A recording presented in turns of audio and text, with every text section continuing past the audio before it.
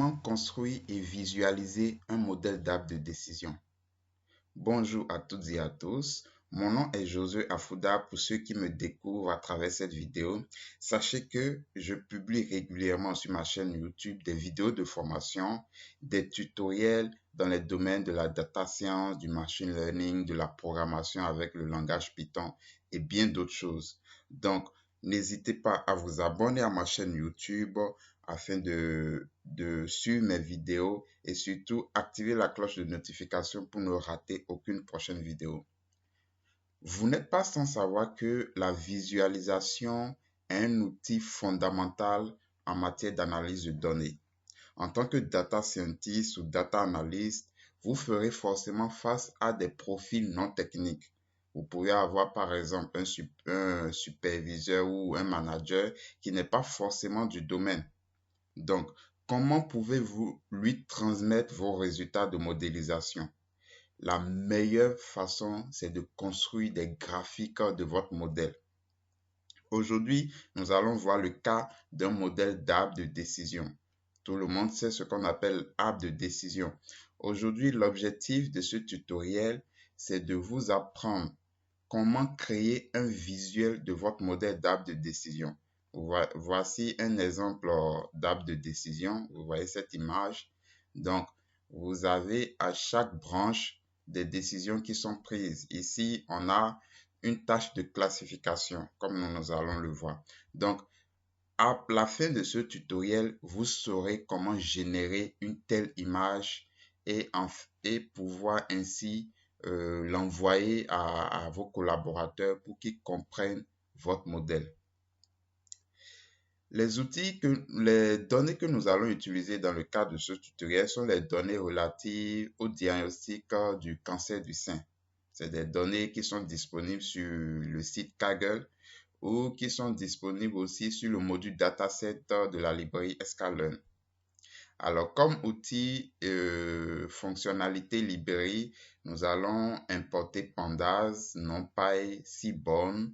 Nous allons importer la fonction train-test-split qui va nous permettre de faire une division aléatoire de nos données en un jeu d'entraînement et en un jeu de test. Pour ceux qui savent créer des modèles de machine learning, ils savent de quoi je parle. Et nous allons importer aussi notre algorithme d'arbre de décision ici. Ici, vu que nous sommes dans une tâche de classification, on va importer décision truc classifier et nous allons importer la fonction export graphics qui va nous permettre de créer un visuel de ce modèle d'arbre de décision. C'est parti. Donc, j'exécute tout simplement cette cellule. Et notez que j'ai mis les données dans un lien GitHub, d'accord, que vous aurez dans la description de la vidéo. Comme ça, vous allez pouvoir reproduire aussi ce tutoriel. Donc, j'exécute cette cellule qui va nous montrer notre data frame, d'accord.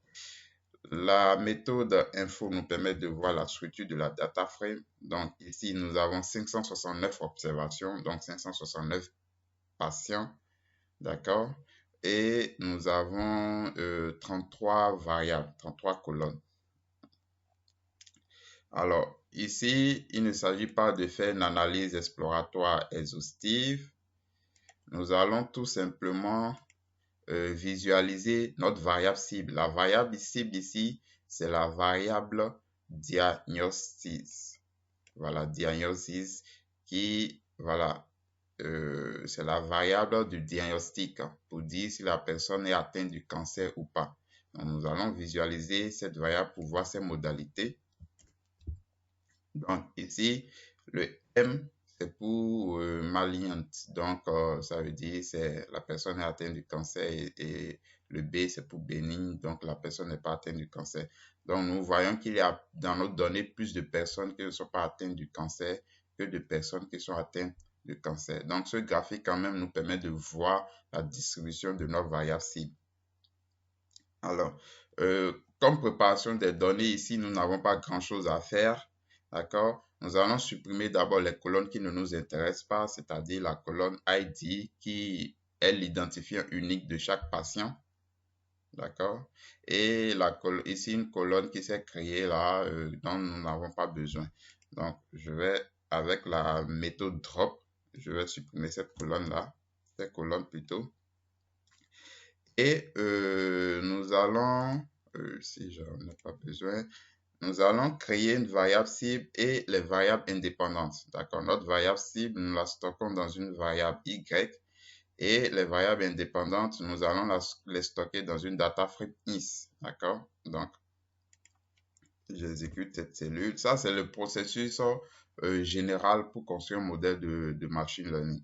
Passons maintenant à la modélisation. Avant de faire le modèle, de construire le modèle, il faut diviser les données en un jeu d'entraînement et en un jeu d'évaluation. Donc, 80% des données seront utilisées pour entraîner l'algorithme et 20% des données seront utilisées pour évaluer le modèle construit. Donc, ici, voilà. Donc, je peux enfin créer mon modèle. Je crée un algorithme, décision truc classifieur et j'entraîne cet algorithme créé, d'accord, avec les données d'entraînement. Je peux calculer la précision globale sur les données d'entraînement, pratiquement de 100%, et sur les données de test, d'accord, de pratiquement environ 93%. Ici, l'objectif n'est pas de voir le modèle, d'essayer d'améliorer le modèle. Voilà, c'est pas l'objectif principal. L'objectif principal ici, c'est de vous permettre de visualiser votre modèle créé. Alors, lorsque vous avez le modèle True Model, d'accord, donc qui donne un score de 93%, qui n'est pas mal, vous êtes content et vous voulez en parler à votre superviseur ou à votre manager ou à tout autre collaborateur dans votre entreprise. Mais lui, il ne voit pas le modèle, d'accord, il sait pas, peut-être il ne sait pas l'arbre de décision, c'est quoi, comment le modèle, c'est quoi le modèle en fait, le True Model, il ne peut pas visualiser. Donc, l'idée, c'est de créer un graphique pour qu'ils voient vraiment un arbre de décision, d'accord, et qu'ils comprennent vraiment votre modèle. Et c'est ce que nous allons faire. Donc, tout simplement, on va utiliser la fonction qu'on avait importée, import graphies, d'accord, import graphies comme ça. Il prend en argument le modèle, d'accord. Maintenant, la fonction graphics retourne un fichier .dot, d'accord? Nous allons voir ce que c'est. Donc, add file, on va nommer ça 3.dot, d'accord? C'est ce fichier-là généré qu'on va convertir après en un fichier image. Donc, après feature names, ça, ce sont c'est l'argument qui prend comme valeur la liste des variables indépendantes de votre modèle. Donc ici, les variables indépendantes sont dans la liste des colonnes de la data frame is. D'accord? Et enfin, donc ici, vous allez mettre les classes, les modalités de votre variable cible. Les modalités ici, comme nous l'avons vu, c'est bénigne, d'accord, pour ceux qui ne sont pas malades du cancer, et maligne pour ceux qui sont malades du cancer. D'accord, donc vous notez que j'ai mis dans l'ordre alphabétique. D'accord. On peut couper ça ici, attention. Donc après, il faut colorier en fait, d'accord, votre arbre de décision. Comme ça sera plus joli. Donc, voici comment vous écrivez votre fonction avec import graphies. Je vous rappelle que cette fonction a été importée ici. Graphies, attention, j'ai oublié un V. Voilà. Donc, nous exécutons cette cellule-là. Après exécution de ce code-là, du code de la fonction export graphies, vous allez convertir le fichier. Donc, après exécution, il y a un fichier généré, c'est le fichier true.dot. Vous allez convertir maintenant ce fichier en un fichier image qui sera votre arbre de décision. D'accord? Comme ici. Donc, pour ce faire, vous allez sur 3 étapes principales. Ouvrir le fichier, d'accord, avec un éditeur de code, copier le code et convertir ce code-là en un fichier image avec un convertisseur en ligne dont je vous mettrai le lien dans la description de la vidéo. D'accord? Donc, vous partez dans votre dossier dans lequel votre notebook est. Alors, on ouvre le fichier tree.dot là et on va le copier. Vous voyez, de la cellule 1 à la fin. Donc, vous sélectionnez tout ça.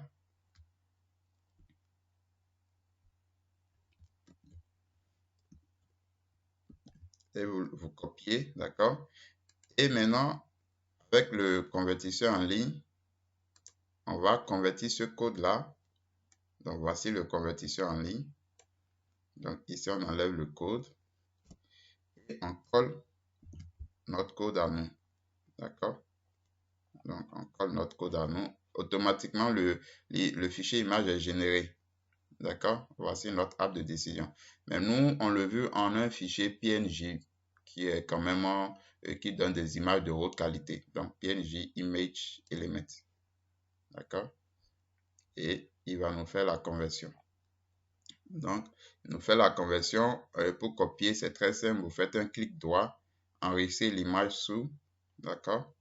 Donc, vous pouvez l'enregistrer. Moi, j'avais déjà enregistré une image. Donc, vous pouvez l'enregistrer, par exemple, sur votre bureau. D'accord? En tout cas, n'importe où. Et vous enregistrez. D'accord? Donc, quand vous enregistrez comme ça, vous avez un fichier PNG. D'accord? Que vous pouvez ouvrir si vous voulez. Voici le fichier PNG. Le fichier image. Donc, voici votre app de décision. Et ça, lorsque vous envoyez ça à l'un de vos collaborateurs en entreprise, il sait, voilà, ça c'est un app de décision. D'accord? À chaque branche, des décisions sont prises. Donc ici, par exemple, quand la variable AWARE est inférieure ou égale à 884, voilà, vous avez 2 cas. Quand ici, c'est la classe B, donc béni, donc sur cette branche de gauche là, vous avez une autre décision qui est prise, etc., etc. Donc, vous avez un arbre de décision, effectivement. D'accord? Donc, l'arbre de décision, ce n'est qu'une succession de si, voilà, de si, quoi. C'est des conditions, voilà. Donc, on ne peut pas le coder à la main. On a un algorithme qui le fait facilement. Et l'idée ici, c'est de créer un visuel pour permettre aux gens de voir vraiment ce arbre de décision-là. Et là, vous avez l'arbre de décision. Voilà comment vous pouvez créer un arbre de décision très facilement et permettre à vos collaborateurs de comprendre ce que vous faites. Pour finir, pour ceux qui veulent apprendre le machine learning par la pratique et non pas la théorie, je vous invite vraiment à vous procurer ce livre-là que j'ai écrit récemment. D'accord, il est intitulé Machine learning par la pratique avec Python.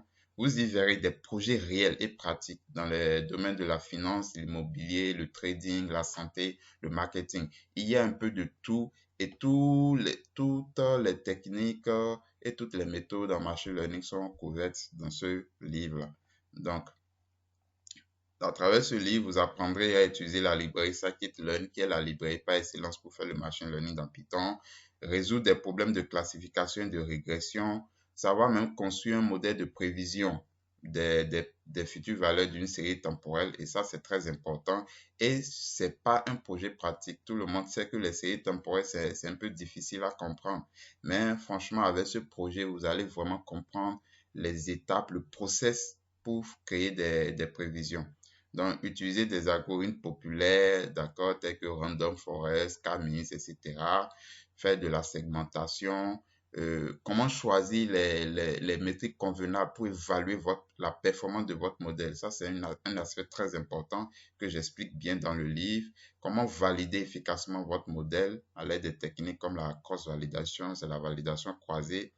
Et comment aussi rechercher les hyperparamètres optimaux parce que vous pouvez construire un modèle de machine learning avec les hyperparamètres par défaut d'un algorithme. Ça, c'est très facile. Mais Là où on distingue les personnes débutantes des personnes expertes, c'est comment rechercher les hyperparamètres optimaux. Donc, vous allez pouvoir utiliser la fonction random search, quick search, etc. Comment réduire la dimension d'un ensemble de données avec l'analyse en composantes principales. Comment automatiser le flux d'un travail d'un projet de machine learning et comment utiliser des outils d'assistance intelligente comme TPOT, d'accord, dans la construction de votre modèle.